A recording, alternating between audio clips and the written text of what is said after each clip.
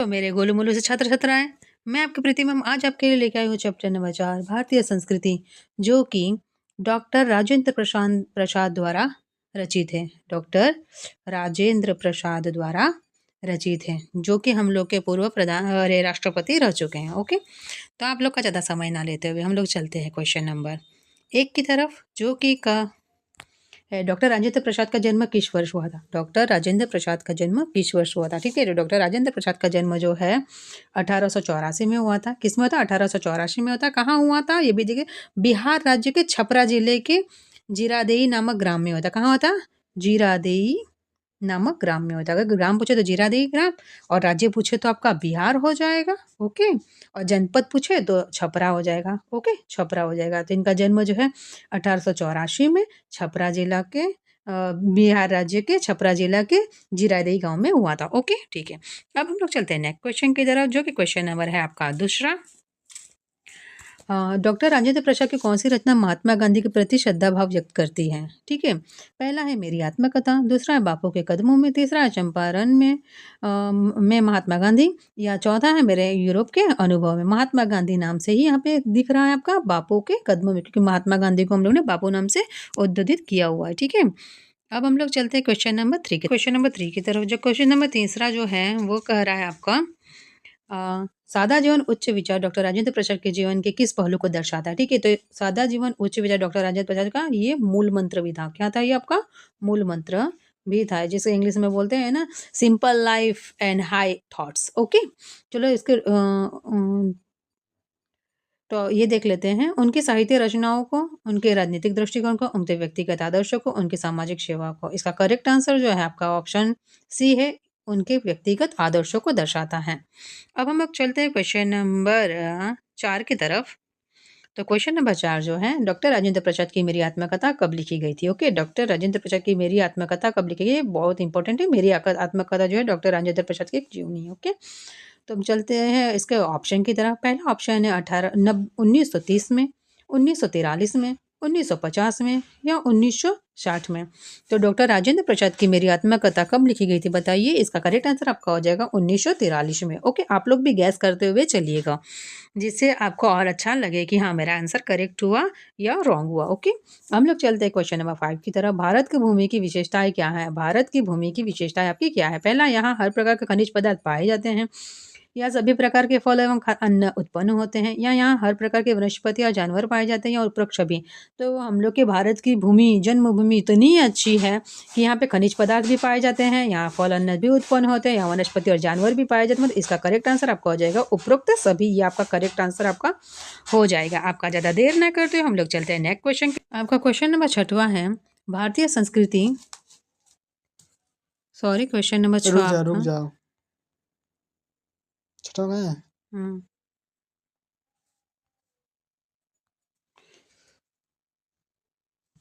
Question number 6, भारतीय संस्कृति किस लेखक द्वारा लिखा गया है? भारतीय संस्कृति किस लेखक द्वारा, हम लोग के चैप्टर का नाम ही है आपका भारतीय संस्कृति किस लेखक द्वारा लिखा गया है। तो अभी हम लोग पढ़ रहे राजेंद्र प्रसाद द्वारा। ओके, क्या है इसका करेक्ट आंसर? आपका राजेंद्र प्रसाद हो जाएगा। अब हम लोग चलते हैं नेक्स्ट क्वेश्चन की तरफ, जो कि क्वेश्चन नंबर आपका है 7वां। किस गद्यांश में कोस कोस पर बदले पानी, चार कोस पर बानी के बारे में बताया। मतलब आप लोग कोस आगे आगे चलते रहते हो, जहाँ जितने दूर जाएंगे वहाँ पे पानी भी चेंज होता रहता है, और वहाँ पे हम लोग की लैंग्वेज भी चेंज होती रहती है, उसके बारे में बताया गया। तो इसको ऑप्शन चले देख लेते हैं। शिक्षा और संस्कृति, भारतीय संस्कृति, खादी का अर्थव्यवस्था, या गांधी जी की देन। ठीक है, इसका 7वें का जो आपका करेक्ट आंसर हो जाएगा वो हो जाएगा भारतीय संस्कृति। भारतीय संस्कृति होती है जो जगह जितने आप जहाँ जहाँ हर राज्य में जाएंगे, हर राज्य में अलग अलग लैंग्वेज है, हर राज्य के पानी की भी टेस्ट भी अलग अलग होते हैं। ओके, अब हम लोग चलते हैं नेक्स्ट क्वेश्चन पे, जो कि क्वेश्चन नंबर है आपका 8वां। चंपारण में महात्मा गांधी किस विषय पर आधारित है? चंपारण में महात्मा गांधी किस विषय पर आधारित? पहला, गांधी जी के विदेशी अनुभव पे, या गांधी जी के भाषण पे, या किसानों के शोषण और गांधी जी के आंदोलन पे, या राजेंद्र प्रसाद के विचार पे। तो इसका करेक्ट आंसर आपका हो जाएगा सी, किसानों के शोषण और गांधी जी के आंदोलन पे। ओके, अब हम लोग चलते हैं नेक्स्ट क्वेश्चन पे, जो कि क्वेश्चन नंबर आपका है 9वां। डॉक्टर राजेंद्र प्रसाद की कौन सी रचना यूरोप की यात्रा का वर्णन करती है? पहला, मेरी आत्मकथा, दूसरा है बापू के कदमों में, तीसरा मेरे यूरोप के अनुभव, चौथा है चंपारण में महात्मा गांधी। इसका करेक्ट आंसर क्वेश्चन में ही छुपा हुआ है आप क्वेश्चन को अच्छे से ध्यानपूर्वक पढ़िए। अगर एग्जाम में आपको ना समझ में आए तो उससे रिलेटेड जो भी आंसर आपको दिखता है उस पर टिक लगा दीजिए। ओके, तो यूरोप की यात्रा मेरे यूरोप के अनुभव में ही देखने को मिलती है उनकी। ओके, इसका करेक्ट आंसर आपका सी है, मेरे यूरोप के अनुभव में। ओके, अब हम लोग चलते हैं नेक्स्ट क्वेश्चन पे, जो कि क्वेश्चन नंबर आपका है 10वां। डॉक्टर राजेंद्र प्रसाद को भारत गणराज्य का प्रथम प्रधान राष्ट्रपति कब बनाया गया था? 1947 में, 1952 में, 1956 में, 1962 में। तो आप लोग ये थोड़ा ध्यान से देख लीजिएगा। राष्ट्रपति उनको बनाया गया आपका 1952 में, और उन्होंने मतलब राष्ट्रपति से ये इस मतलब वो उनका जो वर्ष काल था वो 10 वर्ष उन्होंने अपने भारत को राष्ट्रपति के रूप में अग्रणीय भूमिका निभाई। ठीक है, हम लोग के भारत के लिए। तो इनका जो मतलब 1962 तक इन्होंने यहाँ तक राष्ट्रपति भारत के बने रहे। ठीक है, भारत के राष्ट्रपति कब तक बने रहे? तो 1962 तक। और कब बने? तो 1952 में। ओके, 10 वर्ष तक इन्होंने अपना समय दिया हम लोग के भारत देश को। अब हम लोग चलते हैं नेक्स्ट क्वेश्चन पे, जो कि क्वेश्चन नंबर आपका है 11वां।